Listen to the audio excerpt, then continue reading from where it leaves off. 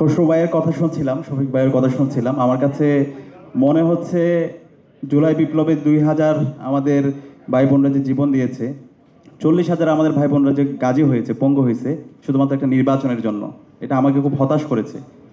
এই অন্তর্বর্তীকালীন সরকার রক্তের উপর এসেছে। আজকে যে আমরা আজাদি পেয়েছি শহীদদের রক্তের উপরে, সেখানে তিনটা বিষয় ছিল। একটা হলো আমাদের গণহত্যার বিচার করা, এই ফ্যাসিবাদী রাষ্ট্র কাঠামোকে ভেঙে চুরমার করে দেওয়া, নতুন রাজনীতি সংস্কৃতি বিনির্মাণ করা এবং একটা ফ্রি ফেয়ার ক্রেডিবল ইলেকশনের ব্যবস্থা করা। এগুলো যদি না করে আমরা যদি শুধুমাত্র নির্বাচন নির্বাচন এবং নির্বাচনকে প্রায়োরিটি দিই, আলটিমেটলি আমরা আবার সেই ফেসিবাদের দিকে যাচ্ছি।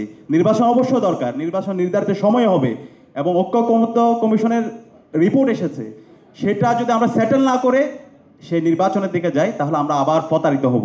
আমরা বিগত সময়ে অনেক বেশি প্রতারিত হয়েছি, আমাদের ট্রাস্ট ডেফিসিট তৈরি হয়েছে রাজনীতিবিদদের প্রতি। সে আস্থার সংকটগুলো যদি আমরা এখন অ্যাড্রেস না করে সে আবার যদি নির্বাচনে যাই, আলটিমেটলি এই দেশের মানুষের মুক্তি আসবে না। আমরা দেখতে পেয়েছি, এটা আমাদেরকে অবাক করেছে এবং কষ্ট দিয়েছে। ঐক্যমত্য কমিশনের যে সুপারিশ এসেছে, এমন এমন জায়গায় নোট অফ ডিসেন্ট এসেছে যেগুলো ছাত্র সমাজকে হতাশ করেছে।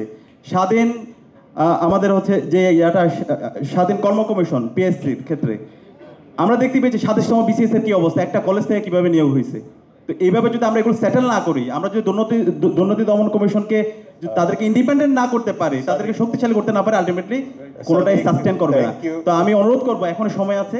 আমরা চাই আমাদের দেশের যত রাজনৈতিক দল আছে এখনই সময় একটা কনসেনসাসে আসার, জাতীয় ঐক্যমত্যের ভিত্তিতে একটা পূর্ণাঙ্গ বাংলাদেশের ন্যাশন হিসেবে বিল্ড আপ করার, এর ভিত্তিতে আগামীর বাংলাদেশ নির্মাণ করা। এটা যদি করতে ব্যর্থ হয়, যারাই করতে ব্যর্থ হবে তারাই আগামীর বাংলাদেশে তাদের রাজনীতির জন্য কঠিন হয়ে পড়বে।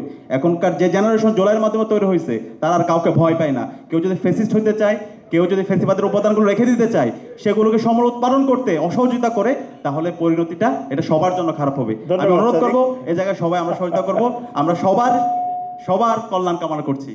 ধন্যবাদ স্যার।